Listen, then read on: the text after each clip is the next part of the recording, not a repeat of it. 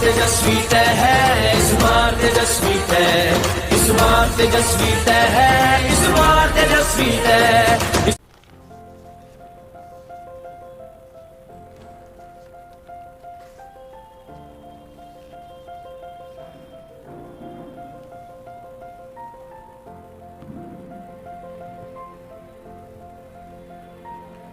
मंच पे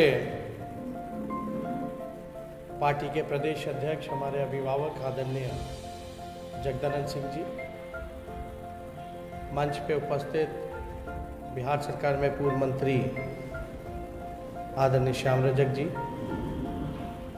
मंच पे उपस्थित एमएलसी आदरणीय सुनील जी, मंच पे उपस्थित तनवीर हसन साहब जी, Urmila Thakur ji, Manoj Jha ji, print electronic media के हमारे दोस्त और सभी सोशल मीडिया फेसबुक के माध्यम से जुड़े हुए हमारे सभी साथीगण, सभी लोगों का आज के संवाद में स्वागत है, अभिनंदन है।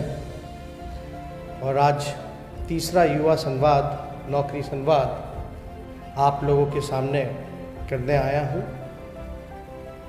सबसे पहले 2 चरणों का मतदान हो चुका है। मैं बिहार के मतदाताओं को धन्यवाद देता हूँ और कल जो है तीसरा चरण का मतदान होना है।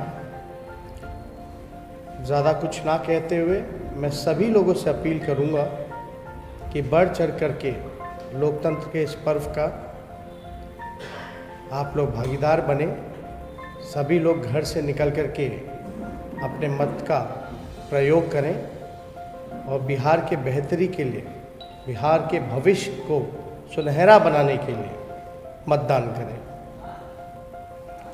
आप लोगों ने देखा होगा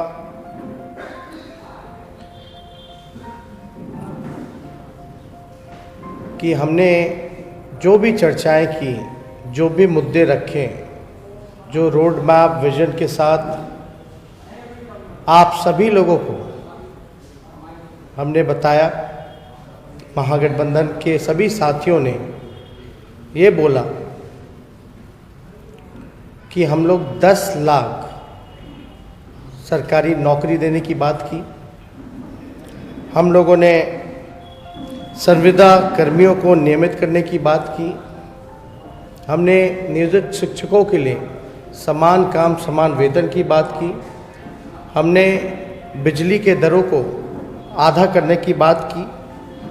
हमने जीविका दीदी, आशा कर्मी, आंगनबाड़ी सेविका, आंगनबाड़ी सहायिका, उर्दू शिक्षक, कार्यपालक सहायक, सांख्यिकी स्वयंसेवक, लाइब्रेरियन, रसोइया सहित तमाम अन्य साथियों को मानदेय बढ़ोतरी की बात की और नियमित करने की बात की।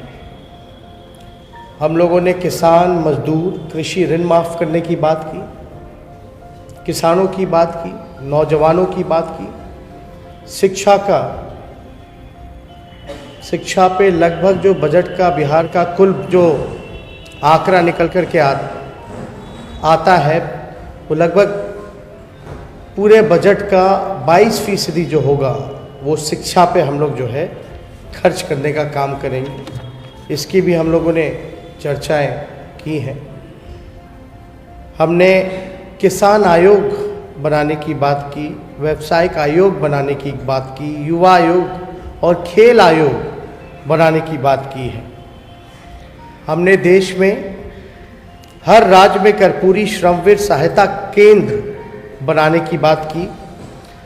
हमने सरकारी नौकरियों में स्थानीय नीति को लागू करने की बात की। लगभग 85% आरक्षण स्थानीय अभ्यर्थियों को सुनिश्चित हो, इसकी हम लोगों ने चर्चा की। मिथिलांचल में हम लोगों ने जननायक स्वर्गीय कर्पूरी ठाकुर के नाम पर एक विश्वविद्यालय की स्थापना की बात की। हम लोगों ने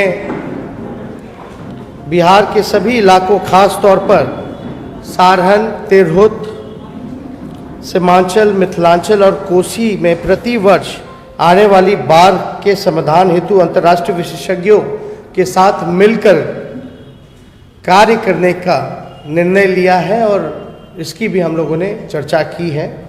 हमने उपेक्षित सीमांचल और कोसी क्षेत्रों के स्वर्गीय विकास के लिए सीमांचल विकास आयोग और कोसी विकास आयोग की गठन करने की हम लोगों ने बात की है।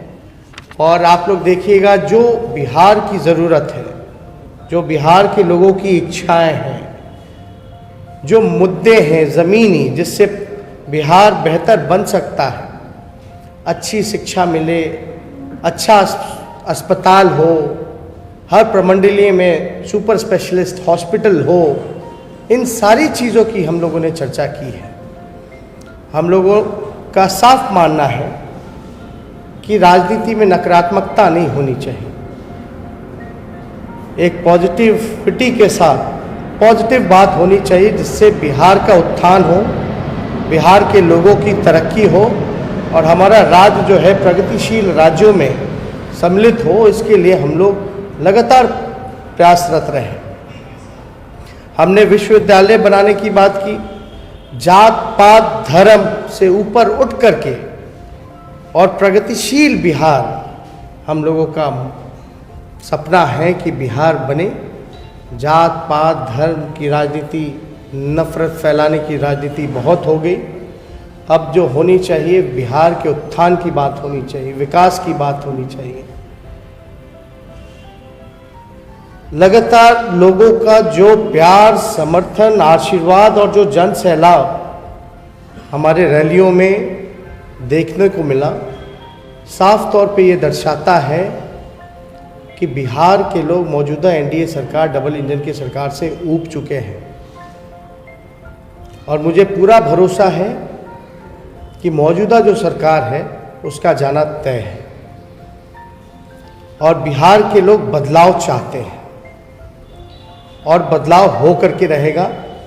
ये चाहे नौजवान हो, चाहे बुजुर्ग हो, चाहे महिलाएं हो, चाहे मजदूर हो, किसान हो, सभी लोगों ने, चाहे व्यवसायी हो, सभी लोगों ने ये मन बनाने का काम किया है।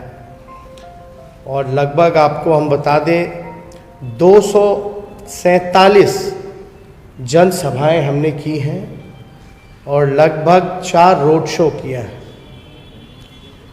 251 जो हमारा कार्यक्रम रहा, इतने कम दिनों के अंदर जितना संभव हो सका उतना हम लोग जनता के बीच ज़्यादा से ज़्यादा कोशिश रही कि ज़्यादा से ज़्यादा जगहों पर जा कर के अपनी बात को, अपने विज़न को रखने का काम करें।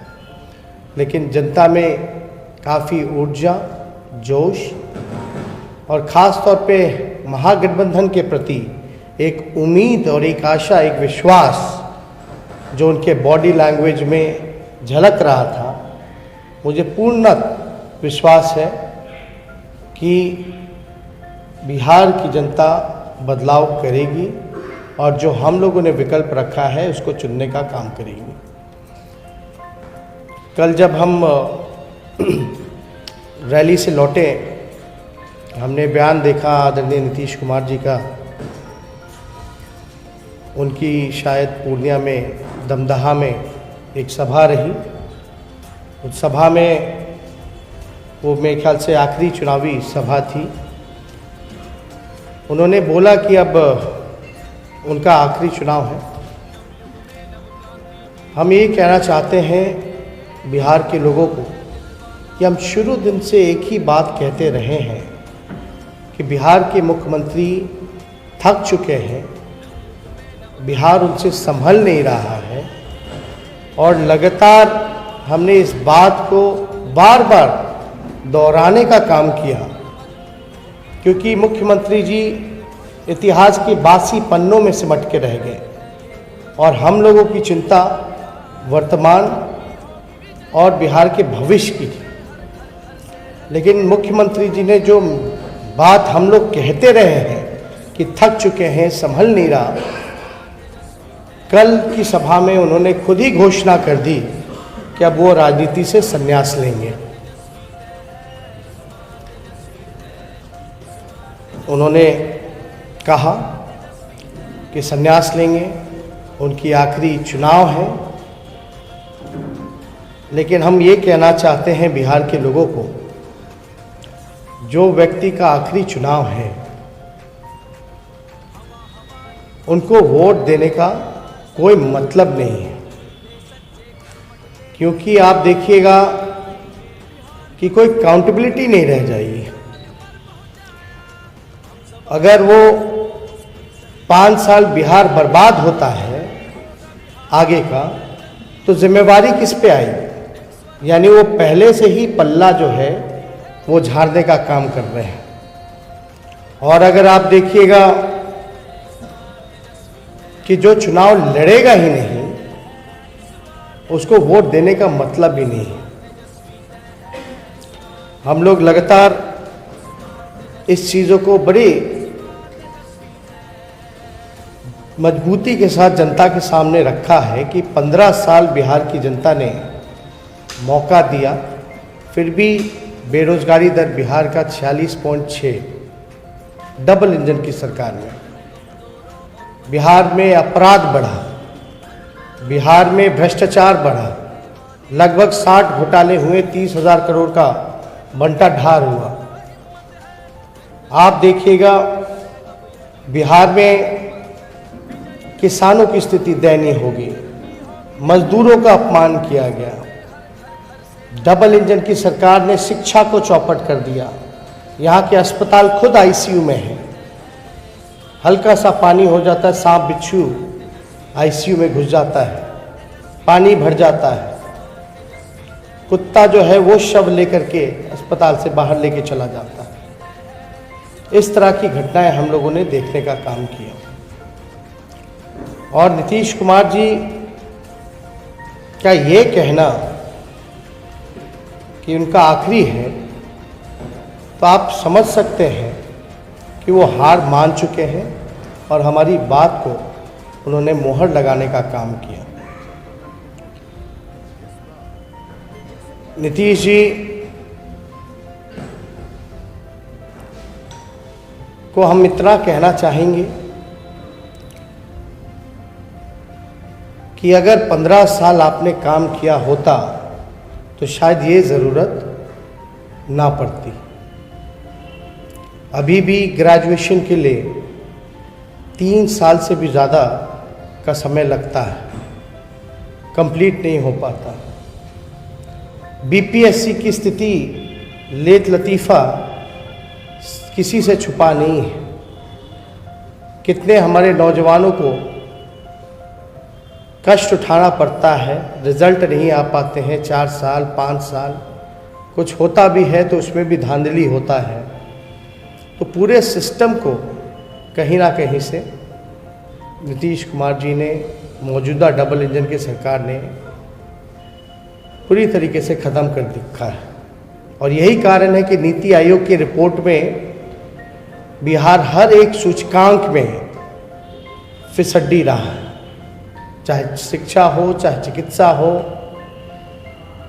या कोई भी मामला। यही डबल इंजन की सरकार